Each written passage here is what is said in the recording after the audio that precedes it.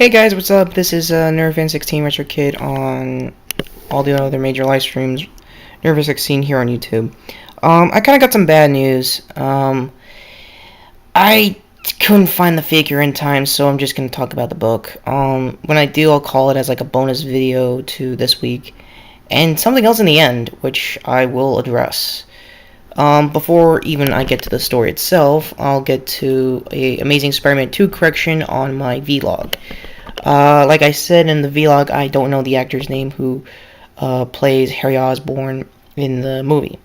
I just IMDb searched it, and the actor was Dane DeHaan from Chronicles fame, and I don't think anything after that, like, noteworthy. I'm pretty sure he does on TV stuff like any actor now in the business. They do TV first, and they build it up and stuff like that. Long story short, sorry for that, and now it's finally corrected. So, on to the book itself. From what I remember when I was reading initial news on this, was that, it was harkening back a lot of, stuff the previous year with not only the Spider-Man event and I think a event prior. Pete used, an invention from Doc Ock that was supposed to, stop a bunch of Octobots that was taking over the city. He's again used it in Spider Island to finish up that arc. That event.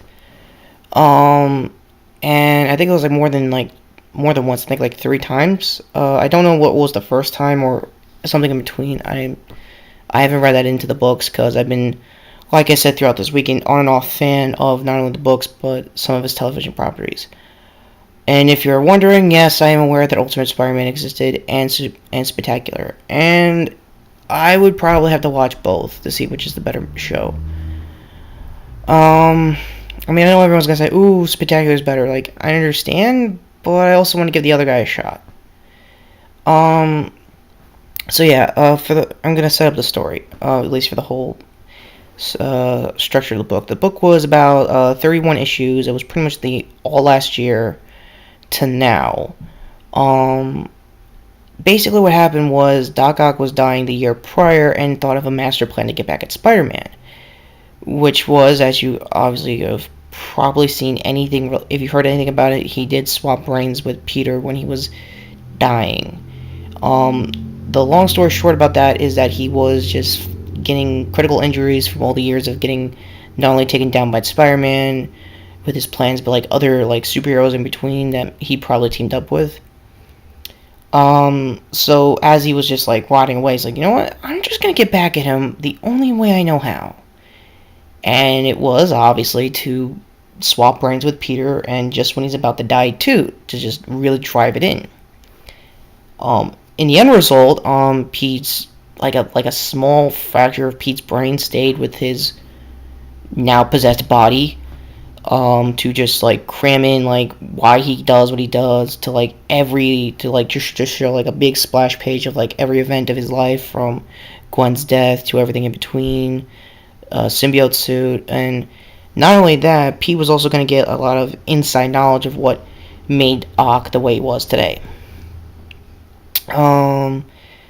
But that's all in the middle of the story. Prior to it, he just had fun with the body. He was swinging around. He was breaking a lot of traditional Spidey rules that he built himself to keep on the straight and narrow of. He even went back to past relationships like Mary Jane and just try to rekindle that and just be insulting as all hell. And that was not bad. As if you're going for a hidden in plain sight kind of thriller, this definitely has the tone and feels like it. Like I said, I don't know anything currently in the book. I was just genuinely shocked when I heard that Jameson ended up being mayor. What made me also surprised with at least the Supreior book, he was actually agreeing with Spider-Man for the first time in God knows how long. Yeah, that's never a good sign if you're a hardcore fan of this stuff. Yeah, he did a lot of big story arcs. Now, I'm coming at the end of the story. All the major story arcs he had was, I think, a Venom arc, mostly, I think, a Carnage one as well. He teamed up with a lot of Avengers, got suspended from the Avengers because of a hostage situation that went horribly wrong, and Doc was like, you know what, whatever, shit happens, I gotta let it go. And the Avengers like, no, that shit shouldn't go down. You shouldn't have killed the guy who was about to kill the hostages. Like, it was a lot of like issues like that. Another big event that stayed around was the 2099 Spider-Man helping him out, and then immediately try to portray him for like future event stuff, which is kind of cool and kind of what the hell at the same time. Um, Doc did have the classic suit for a while in the early run of the book, but eventually just upgraded it as time goes on, from different vision gear to uh, converting his Octobots into spider bots, to instead of just go out and like capture somebody, he'll just go out and like, I don't know, just do surveillance, like give him some prep time to like kick the situation of the week's ass. And not only that, he kept all of his minions as staff, just to like to keep like giving him his eyes and ears throughout the city. And on top of that, he also privatized as Peter's identity a whole business. He made a corporation and everything. I think now it got downgraded to small business status. And when Pete came back into the book, currently he's trying to like just throw everything, like make immediate apologies for like everything that's happening in between.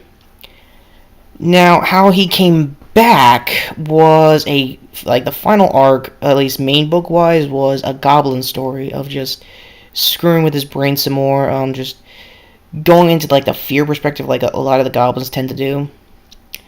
And for Ock, that's kind of a bad call, because he's gonna like either break his mind or just go even further places than his own plan went to.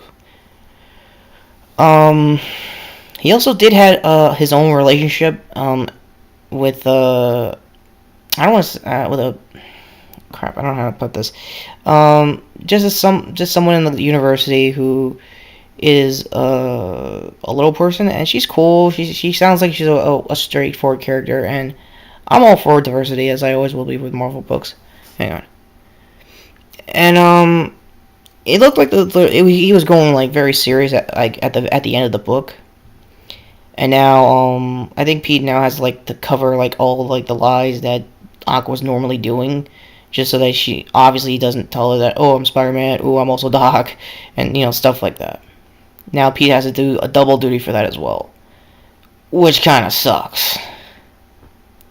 But that's me going into the first issue of the Amazing book. Everything else, I recommend a big majority of this book. If there was a bad arc, I'll probably find out when I read along.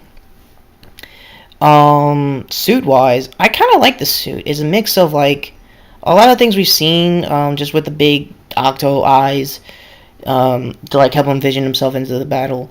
I think he kept like his traditional like 4 claws and just like put him as like a Iron Spider kind of claws from the Civil War arc. I would see that if that was all utilized. Would I recommend this book if you're at all a casual fan of the series? Yes. It puts a different twist on this, and the fact that Marvel kept it going for 31 issues instead of like 13 or 12 would have been like, it is still technically a big gamble. The head writer of this, Dan Slott, did a really good job art-wise from what I'm seeing. And there was even like a Venom arc, as I stated earlier. Like at some point in that storyline, he ended up getting the symbiote was on him again, and it just looked a darker version that Pete's ever could be. It was just, if you ever wanted like an anti-version of Spidey, I don't recommend this book. I would recommend like Scarlet Spider that just came back like the same year prior to this. I would totally recommend that book because it looks like that's going through some interesting directions. Other than that, that's about it for the book. I'm sorry I couldn't get the toy. Like I said, if I ever get it, I'll make it like a bonus video, because the costume looks great. I'm not gonna lie, it looks fantastic. Superior, even. But that's not all. The next time I ever wanted to do anything Spider-Man related will have to be a bonus video as well. Mainly because of this guy. And apparently he may have some bad news about his opinions on The Amazing Spider-Man. However, I'm gonna talk like this for him. Hang on a sec. You told me he was good, dude. Oh, crap. Stinks at golf. I got an ad. For those who don't know, Spoonie did a 2-hour vlog on The Amazing Spider-Man, and no surprise, he was definitely torn on it and just torched the whole thing. That wasn't really the problem. Fan 16 here says that was boring. I mean, your fans complained about the length of the video instead of your actual opinions. I mean, I know you yourself have to agree with that, but when I have to say that was the most intense and boring thing, I mean, I've seen you done way worse and stupider movies than that. Hell, I know you can do that with Transformers coming up. I know that for a damn sight. So, with that said, I am Fan16, Retro Kid here on YouTube. And that's the bottom line, cause Retro said so. And I'm gonna put a can of Rider Kick whoop ass if he makes fun of a dumb movie again for that long. And yeah, that's definitely gonna be my bonus video now, cause I'm as amateur as I was, I'm gonna try to be more professional about it. It is definitely gonna be a parody. I'm sorry, I don't want him to kill me in the comments. I did make a comment immediately after like his aftermath video, and I stated, it could be worse, dude. You could have done this on Twitter. And that's all I'm saying for now. I'm leaving it alone as long as I can. Like I said, I'm Fan16 here on YouTube, and yeah, that was Spidey Week. It definitely went out with a bang. Laters.